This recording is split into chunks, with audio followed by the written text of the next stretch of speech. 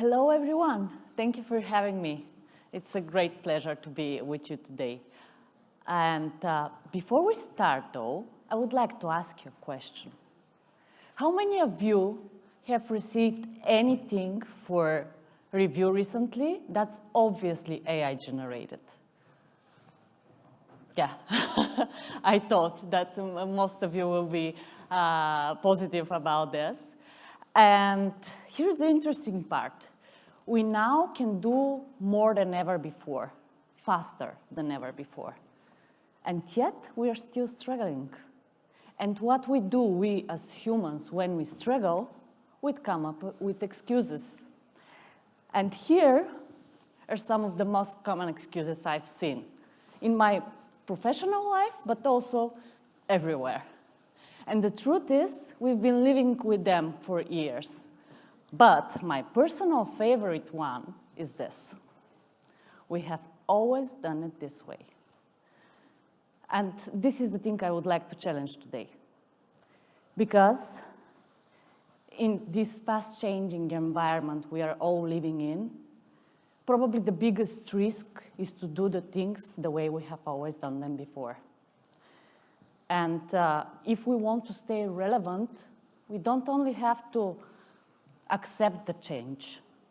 We have to get comfortable with it. So let me briefly introduce myself. I'm Tsenova. I'm the marketing manager of Update One. You may know some of the companies that are part of our group. And over the years of my experience, I had to solve one single problem. How to do more with less people, fewer time, and increasing complexity. Because marketing today, it's not a simple function. It's a coordination system. And 1 minute you talk to sales, the next one you write to the lawyers, and suddenly you get to the developers. And if we want to go to the circle and to the process of marketing, there are a lot of theories, but overall it looks something like this. You have the strategy, you have the content, design, tech, campaign, analysis. It looks simple, but it never is.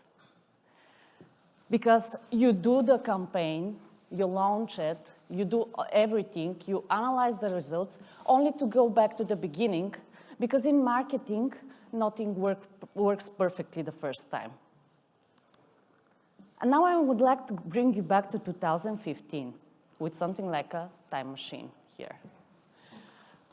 Imagine this. You have to launch a lead generation campaign, standard request. And you start. Strategy. You have to go to the leadership. You have to pull out the data from previous campaigns in order to build your next steps. Then you go to copywriters in order to have the content. Then designers. Make the logo big, make the logo small, move it to the right, move it to the left. You know what I'm talking about. Then, when this is ready, you have to build your landing pages. And suddenly you go to the developers and everything becomes a little bit more complicated. Then you have to launch your campaign. And you have to work with different people for each of these channels that you would like to go to. And they don't want to step into each other's territory. And at the end, you analyze everything. And this is the most important part, but many people don't like it and many people avoid it. So for a campaign like this, you need roughly 4 weeks back then in 2050. And every single step of this process makes sense on its own. But if you put them together, everything is fragmented, everything is slow, and this is how we've done it before. It was the process. But I couldn't stop thinking about, can I do it on my own? Because I know what I want, I know how to do it, and I don't want to spend months for something that doesn't work at the end. I would rather go and fail fast. So let's go back and see how things change in 2025. We had this report. It was a really timely report. It has to be out immediately because the topic was pretty hot back then. We had everything. We had the content. We had this great opportunity. But we were, again, what? Slow. Something that should take us 4 hours took us 4 days. We went through the content, problems with the designs, problems with WordPress setting up, problems with formatting and everything. And step by step, delay by delay, we made it for 4 days. And again, I can explain every single delay here. But explanations don't change the outcomes. And here, we have 2 options. Option 1, we say, guys, we in marketing need 4 days in order to set up a campaign. And this is how we do it. We need this time. We evaluated it. This is how it goes. Live with it. Or option 2, you try to change it. And this is when I found a tool that can create AI agents and started experimenting with them because I wanted to make this change, and I was really hyped about it. It sounds easy. I wanted to remove the bottlenecks. I wanted to make a process where I can just put the content in this tool and transfer it directly to WordPress, to HubSpot, make automatically the design part, everything with a click of the button. And in theory, it sounds easy. In reality, it was such a mess. Just 1 year ago, the technology wasn't so smart, and I had to put effort in this. And it was a lot of back and forth. But at the end, I realized that the problem is not only in the technology. The problem is in my mindset, because I'm trying to put an old process in new shoes and make it work. And this is when I realized if I just go and have to put effort in every single step of this process and intervene it at every step, it's not an automation, because an automation has to be one thing, automatic. It has to work alone or almost alone. And this is when I started changing my mind and thinking in a little bit different way about how to do things. And during the time, the technology got better. And at some point, I reached to the point when this automation was working and it was there. And this made me want more. And I started creating different automations and different AI agents that can help me analyze the results of my campaigns and my communication activities. Because nowadays we have the same data, more or less, in marketing. We have the same things, but we can look at it from different perspectives.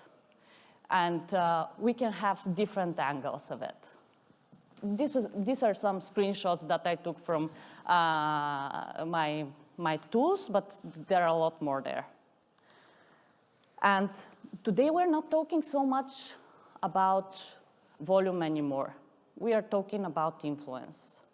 And we're not talking only about reporting, but also about predictions more and more.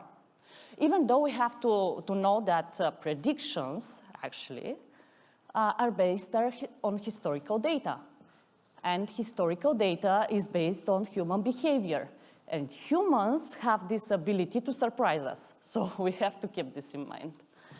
And also, before it was really hard to create different kind of reports. You had to put a lot of effort there and human hours. Nowadays, you can have the perspective that you want, and relevance is the key you have to talk to your audience. You have to prepare a report for your CEO in one way and to your comms in a completely another.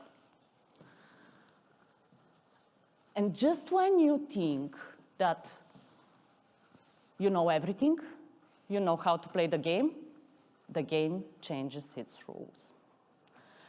And recently I asked Claude how often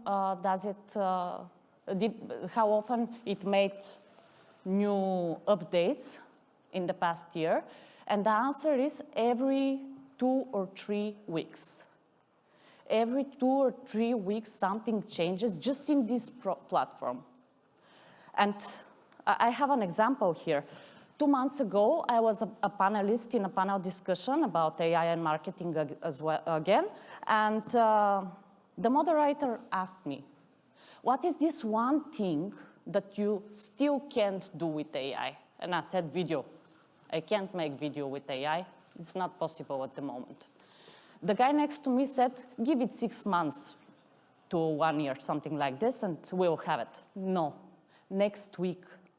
Next week, there was this model that gives you the opportunity to create motion videos, and they're so smooth, they're so good, they're so beautiful, and you just need to make the prompt, make it good, know what you want, and it's there for like 5 minutes. And now if we go back to this circle, we don't only have people here. We have these tools which can help us move faster through every single step of this process.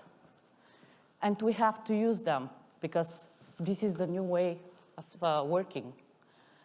But another thing is happening as well. You saw these clear lines between the functions before, they are disappearing. Because currently, you're not just a copywriter. You're not just an email marketing expert. You can go from the beginning to the end of the whole process and implement your strategy and your vision of how the things may go. You can orchestrate the whole process all alone. And this is changing expectations. And here is something that can be called the effort phenomenon. I asked you in the beginning if you have received anything that's obviously AI generated for review. We all have. But when somebody puts the effort into their work, that's when the things change. And this becomes more and more visible nowadays. And we are looking for such kind of people. And talking about people, the skills are changing. The most valued skills are changing. We are not talking so much about PHP developers anymore. We are not looking for such technical skills, but we are looking for creativity, problem solving, critical thinking, and these are the skills that will be more and more valued. And if you imagine your whole team and put a line in the middle, on one hand, there will be these people, just like you, who are so proactive. They want to explore new things. They want to move further with AI and with the new developments. And on the other hand, you have these people who are in the state of complete resistance, and they want to do the things in the old way. They want to behave like human. I've heard this before, like we have to do it as humans, already done this before, and this text has to sound more human, but humans don't read anymore. That's also a truth. So we don't have to think about which group is better than the other, but to figure out how to move further with both of them and how to change our people. And talking about people, I asked my colleagues, my team, to share with you today which are some of the the excuses that bother them the most at work. And before I wrap up, I would like to share this one with you. The excuse at work that drives me crazy the most is I was too busy, I didn't complete the task without giving any resolution to the issue, such as I couldn't manage, but give me 2 hours and you have it. What's actually really disappointing for me is hearing somebody saying this is not part of my job description. This is none of my business. A phrase that really stands out to me is I don't know how. Not because people should know everything, but because nowadays there are so many different ways to learn and improve. Two are the phrases which are driving me crazy at work in my line of work. Number one, the algorithm has changed. And number two, that will be, but we have always done it this way. Stop that. It makes no sense anymore. Unacceptable to me. No. So we are overlap here and there, but maybe because we're working together and we share the same vision for things. Are we living in the no excuses era? We still have excuses, so maybe we will still live with them. But the truth is that nowadays there are a lot more possibilities. In marketing, we can have more control over everything. We can be so fast. We can have all of this visibility. But also, we have more responsibilities now. And we have to be responsible for the whole process because we don't have an excuse not to be. And maybe we are living in the no excuses era. And yes, the things are not easy, but they are finally possible. Thank you. Please. Okay. Let's see if we have some questions. Oh, gosh, yes, we do. Can I take the first one? And then I'm going to let you have one as well. And we do have some mics that are coming along as well. So thank you so much for this, Anna. And I find it really interesting because I've been like deep diving in AI for about 18 months. But I was actually working with a company that did AI in 2006. So we were a bit early. 2006? Yes. Oh, my God. So it's been around for a long time. It's just like...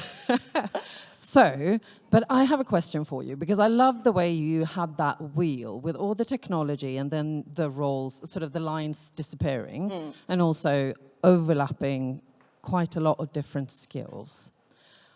How do you view, because there are experts in those different quadrants or sort of segments that how do you still use experts on certain topics when you are using AI platforms, so that, because there are experiences and skill sets that we still need to sort of check in on as we develop web through Lovable or Replit or whatever we want to do.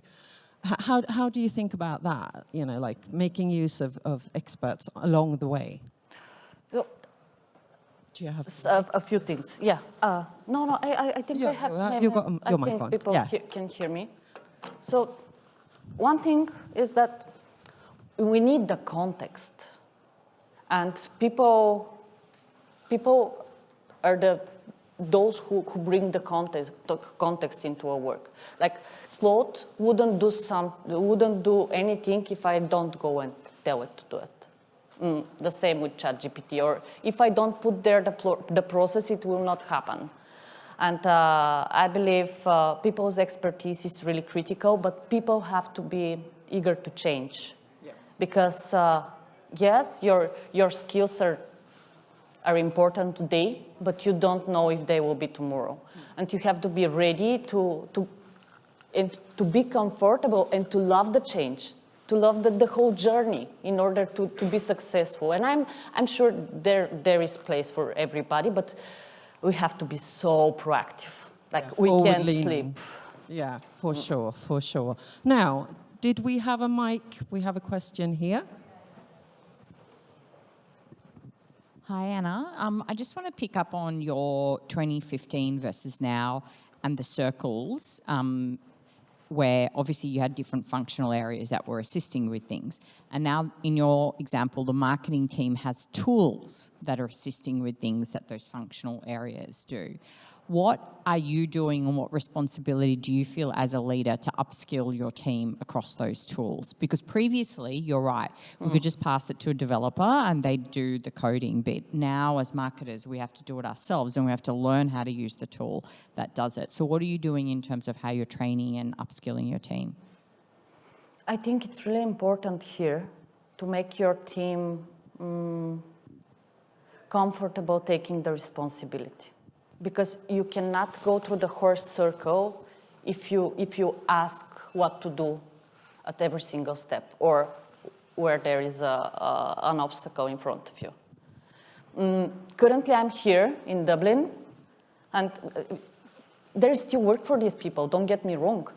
I'm here in Dublin, but my team is doing, like they're organizing events, they have a lot of content to prepare for the next weeks, and we have this new website development and everything's inside. The work is even more, but people have to, it's simple, the answer is simple. People have to learn how to take responsibility. That's it. Yeah, that's really interesting. And I do think, just as you say, there is a lot of upskilling needed. So if someone in the room has a team that needs to go on that journey, what would be the first step to take if they haven't started working more proactively with these different platforms and everything? If they haven't started yet, it's a little bit late, but they have to explore. They just have to put the time there and their curiosity in order to explore how these tools can be relevant to them and how, in which way they can help them. Because I think the answer is different for the different teams. And one more question, because of the wave that you were talking about, that, you know, we are getting a lot of more content that is clearly AI generated. What would be your best tip to, because you talked about like you have to put your own flavor on it, yet a lot of content still looks very AI. So what would be your tip, like the things, the tweaks that they can take on and have in their process? Because this is all about setting a structure, right? So that you don't let content out that is very AI generated. But what would be your tip on like where to do what? Yeah, I think when it comes to written content, for example, it's even if you put the text on your own, even if you put the expertise, some quotes from your experts and so on, it will not bring, like, it's good for the chatbots, it's good for the SEO, GEO, or whatever EO is there, but not so many people read nowadays. And I think you have to go for video and present your people and showcase how good they are in the things that they are doing, because we are people, we love humans, we want to work with each other, and we have to build this reputation for our company that we have the experts. Okay, we have the AI, but we have the people who are able to work with it in the proper way. Perfect. Do we have any more questions? Yes.